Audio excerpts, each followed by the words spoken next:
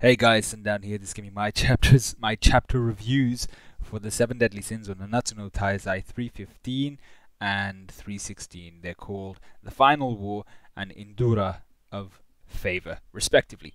Now I'm just gonna go through the chapters. Haven't got anything written up as per usual, but I hadn't realized until just now that I hadn't read chapter 315. So I read through it, and actually I can hear something. If you can hear some noise outside, I apologize for that. Not much I can do, but continue. So yeah, let's go through these chapters, bruh. Like, I read through these chapters. Some major bullshit. If you've been following my Taizai reviews for a while now, you know I've had issues with Merlin.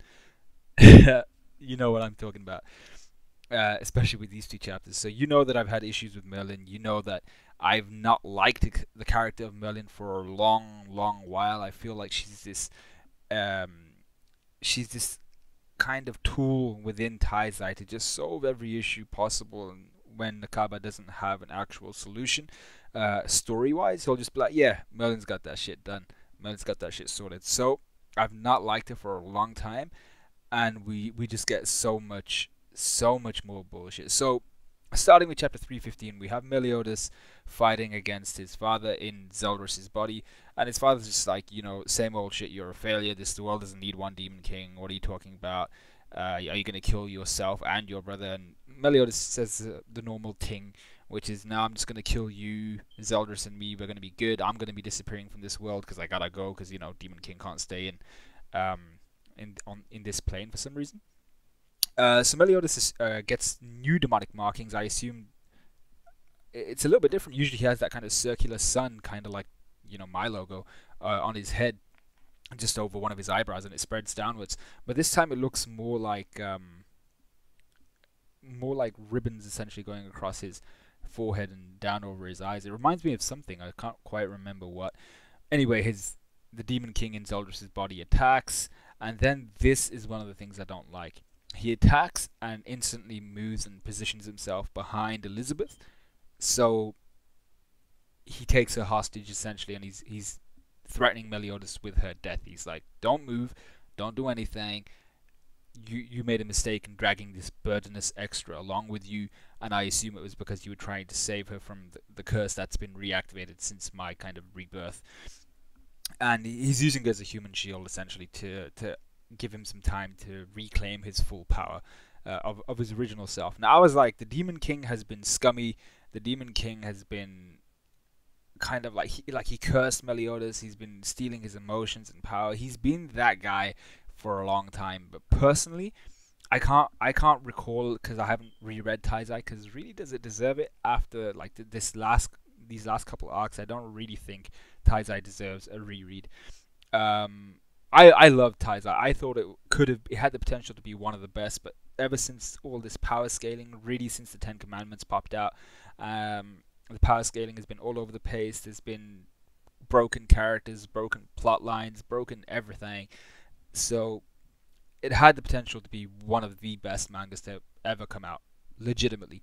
But it really hasn't lived up to its potential. So the Demon King here taking Elizabeth as hostage. I have never seen the Demon King has been scummy, like I said. He's been that guy that would do anything to win and and essentially beat his children into submission, but he has not yet.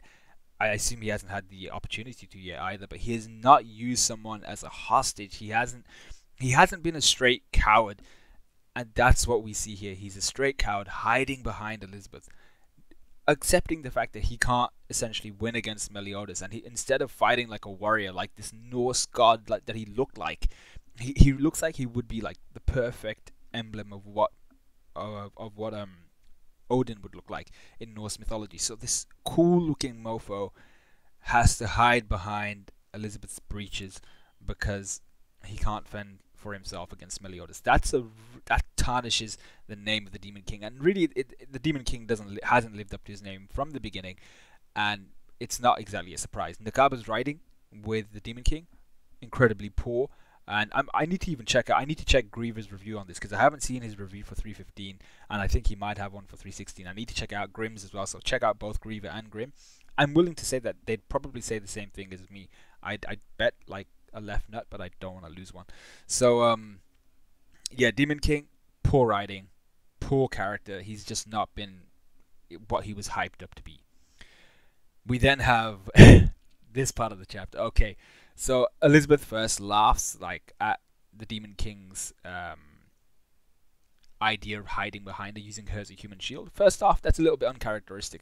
Elizabeth has never laughed at someone, even an enemy, because they were incorrect or because of their pride or anything like that. She's not the type of character to be like, ha, you're an asshat.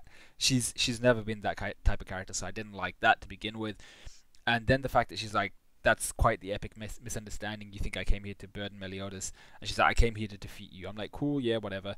And then she proceeds to use Arc and like, let's just skip the Demon King thinking, ha, you really think you're going to do this? And she uses Arc, Manipulate, Fury, all of these angelic or goddess techniques to totally kick the living shit out of the Demon King. Now, there's this guy.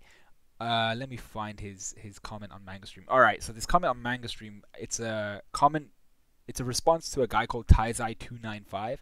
His name is Shiryujin, and he sums up perfectly why I have big beef with Elizabeth's showcasing in this chapter, with her beating the living shit out of the Demon King.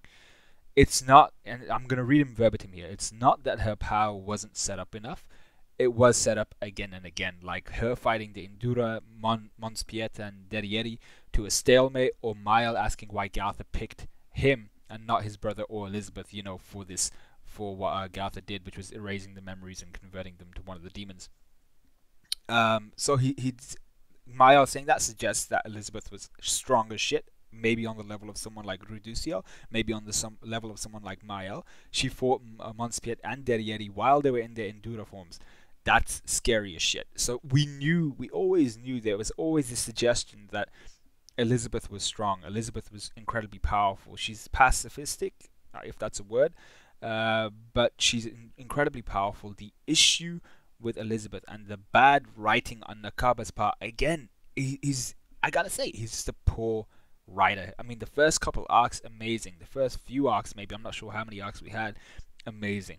Ever since the Ten Commandments kind of came, there were ups and downs, and then after a point, I'm not sure where, there was this big decline, and it's not been the same since. So he continues to say, this Shiryujin person, the problem is that while setting her up to be that powerful, Nakaba decided to put her on the bench for the majority of the current Holy War.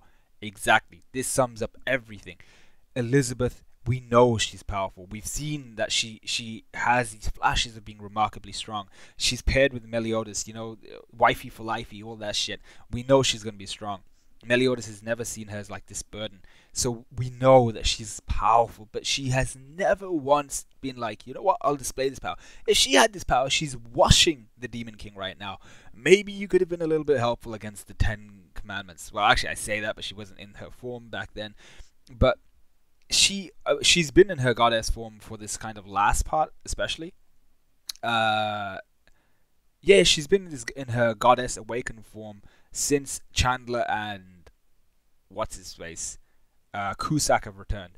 She could have done anything to anyone at that point. She could have kicked the living shit out of any of the demons, considering she's whooping the Demon King. I understand he's not at full power, but even not at full power, he's probably stronger or as strong as someone like Zeldris. So the fact that she's been on the bench doing jack shit for the longest of times is just a joke. It's an absolute joke. And then this part, so the Demon King's bleeding out. He's like, you little wench. And Meliodas says, if you underestimate her, you'll end up just like I did a long time ago in a lot of pain, suggesting that she whooped the shit out of him, and maybe they talked, banged, I don't know, and that's how Meliodas converted to, you know, pacifism. But he calls on the Demon King to remember what Elizabeth's name used to be, what she was referred to, her epitaph, her title. And it apparently, oh my god, I just skipped some pages, but apparently her title given to her by people who she'd get her ass whooped by, I assume, was Bloodstained Ellie. Bruh, you know what? Not gonna buy it. It might be, someone in the comments said it might be one of those Kenshin things, Rurouni Kenshin, where she was a badass in the past, realized that her killing of individuals doesn't change a thing, so she stopped. But this was, you have not shown any of her previous tendencies in that name. Bloodstained Ellie, she has not. If she was this strong, like I said, show it. She's had enough time to show it.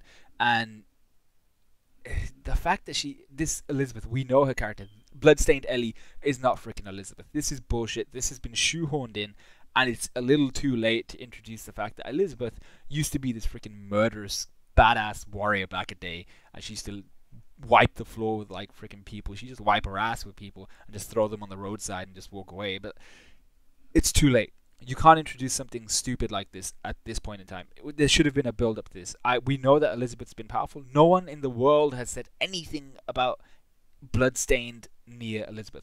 We've had we've had 3 archangels. Have we had the 4th? I can't even remember if there. Yeah, we've had 4 archangels. No one's referred to as bloodstained. We've had all the 10 commandments. No one's referred to as bloodstained. We've had Chandler and Cusack. No one's referred to as bloodstained.